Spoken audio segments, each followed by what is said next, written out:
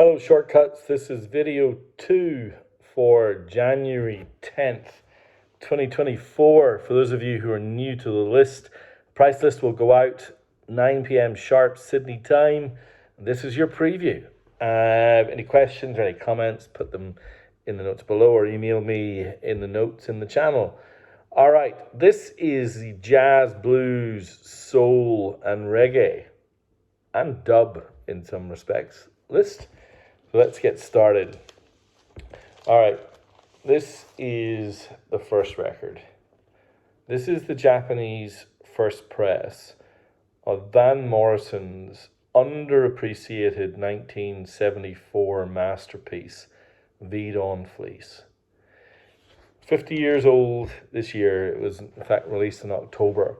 I love that photograph of the front with Van Morrison captured between two Irish wolfhounds, and they're massive dogs if you've ever seen one.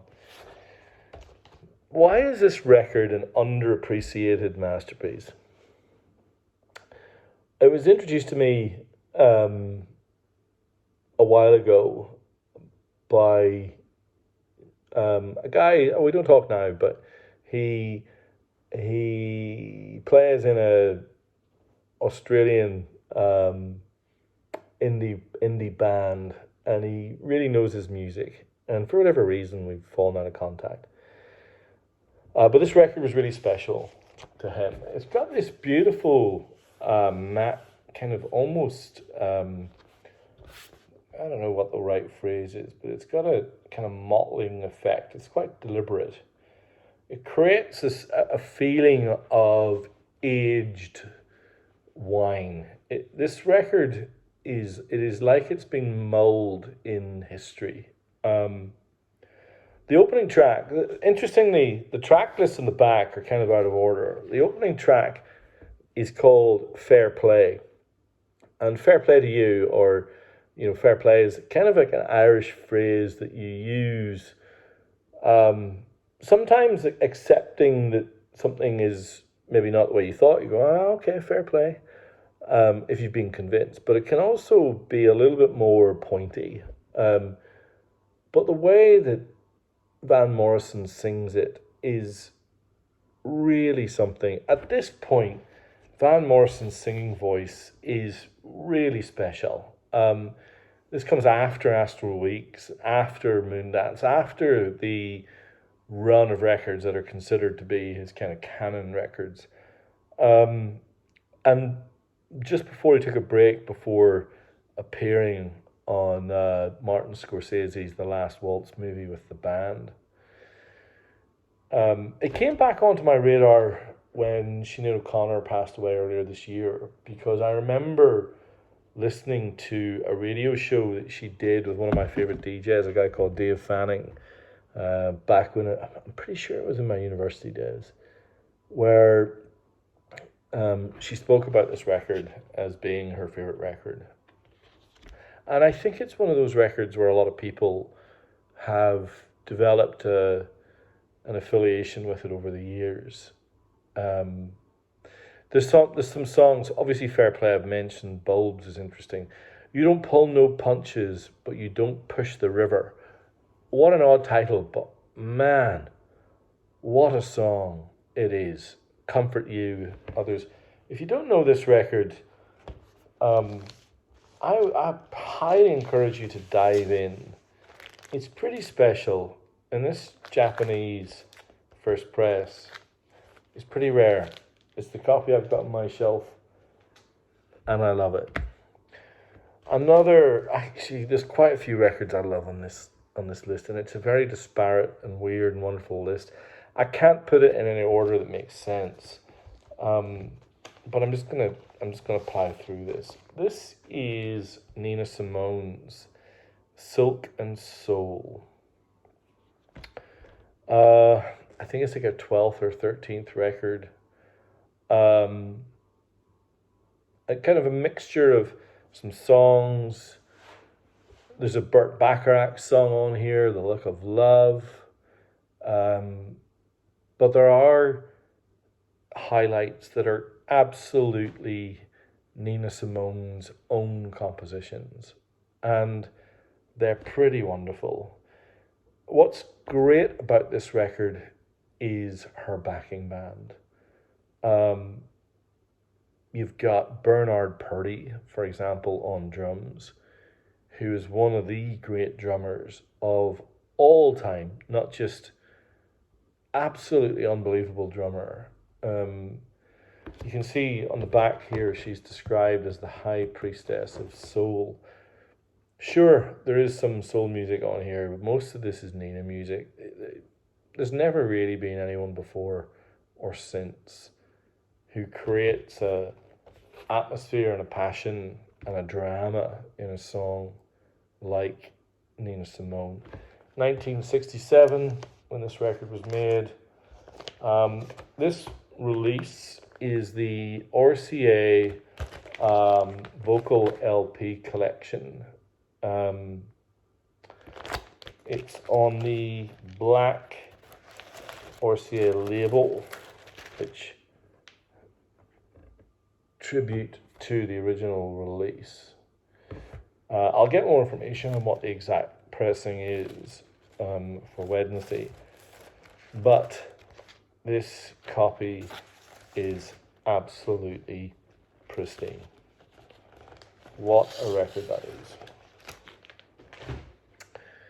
Now for something completely different, but also really wonderful. This is a very special pressing of Outkast's Aquamini. Aquamini is Outkast's third record.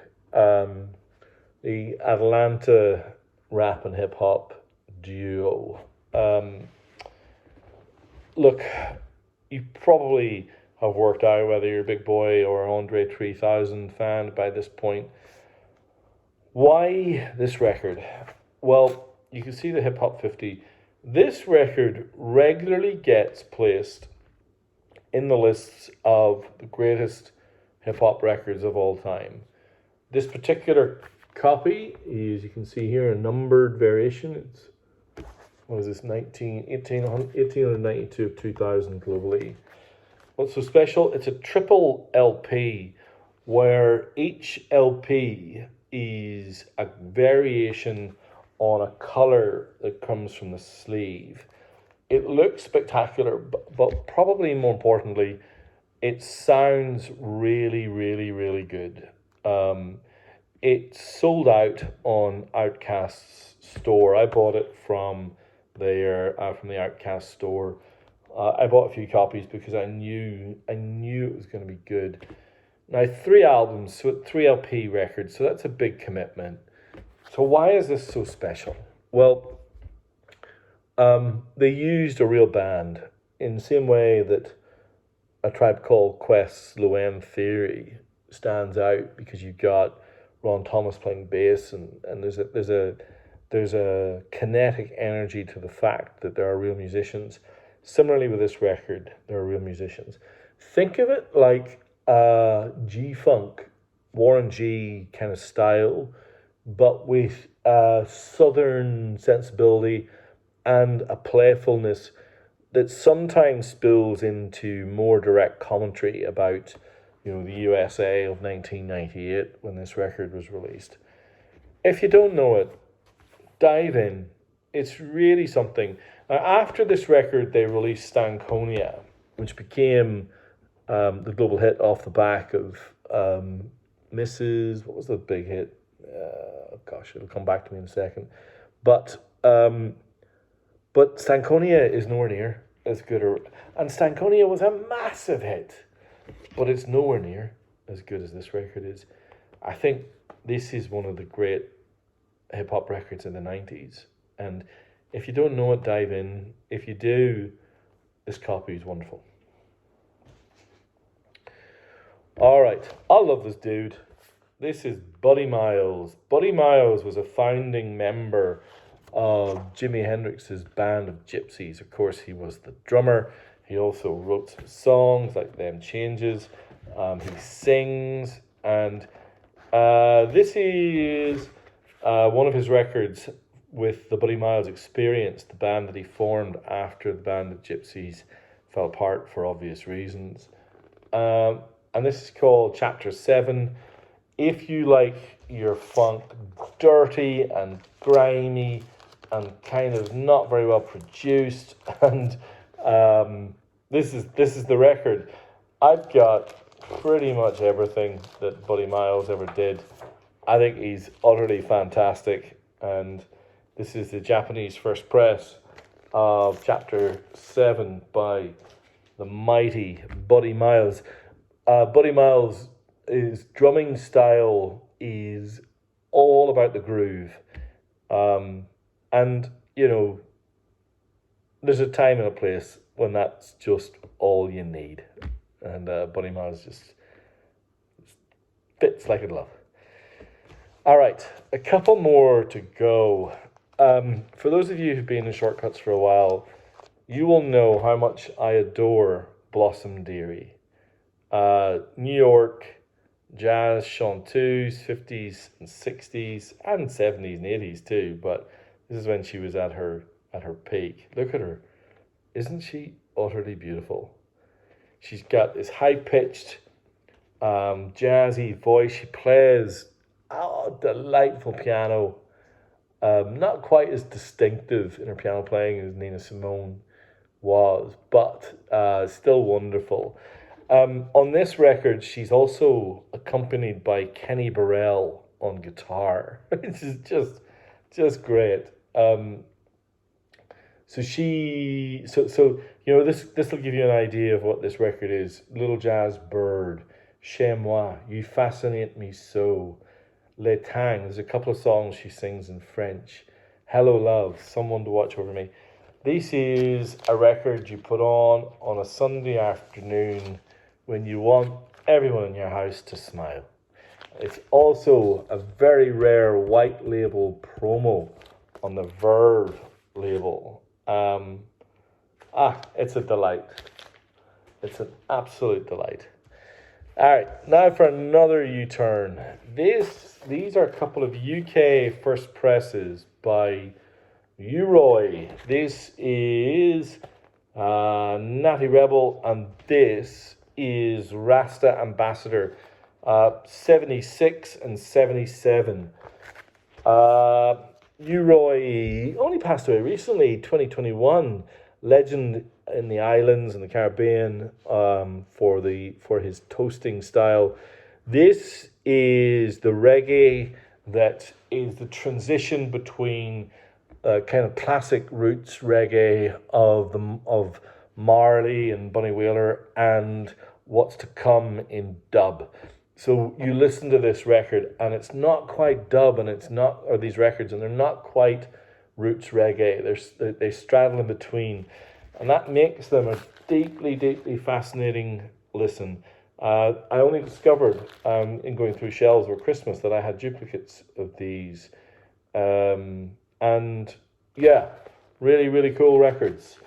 Of course, the UK reggae scene meant that they took the Jamaican tapes and they used far higher quality vinyl and created a really deep, resonant sound. When you play these, you'll really notice just how resonant the bass is. Finally, on the reggae section, this is a bit of a classic. One of my favorites. This is Brave Warrior by the mighty Jimmy Cliff. Maybe the greatest of all the reggae vocalists. All right, I got a couple of blues records to go.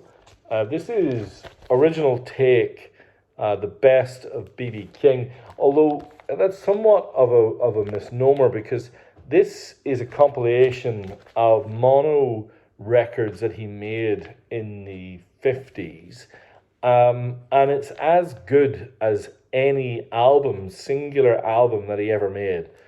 I always pick this up when I see it. It's on the Victor label. It's really, really cool. Sounds great. But maybe this is even better. So Hound Dog Taylor, discovered pretty late in life, made 2 records, and this was his posthumous Beware of the Dog record, which kind of brought together. He didn't live to see the release of this record, his third. He died of cancer in Chicago, December 17th, 1975, at the age of only 59. This is the most balls out, completely frenetic and joyful blues you will ever hear. The crowd are cheering and laughing at what they're seeing. Hound Dog playing his kind of like, his guitar, typically missing a string, often with a bottle, just completely mad. If the White Stripes weren't massive you Hound Dog Taylor fans, I don't know what is, and it's on the mighty Alligator label out of Chicago. That is Hound Dog Taylor and the House Sitters.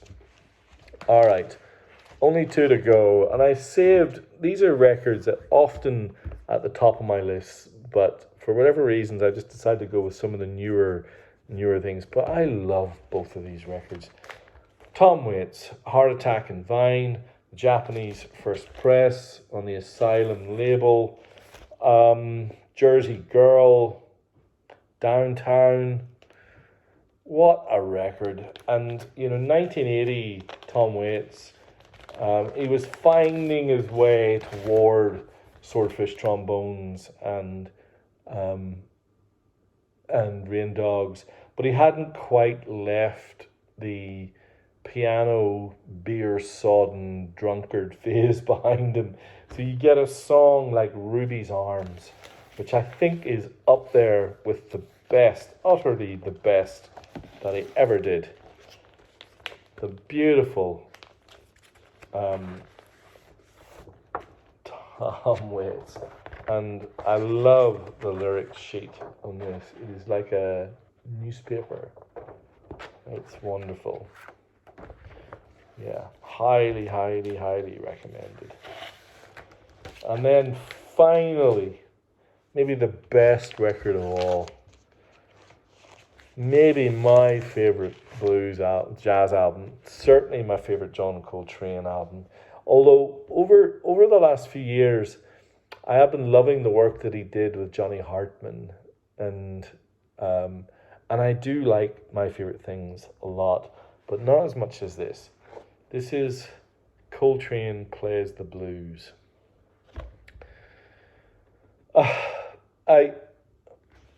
You think to yourself, the blues, okay.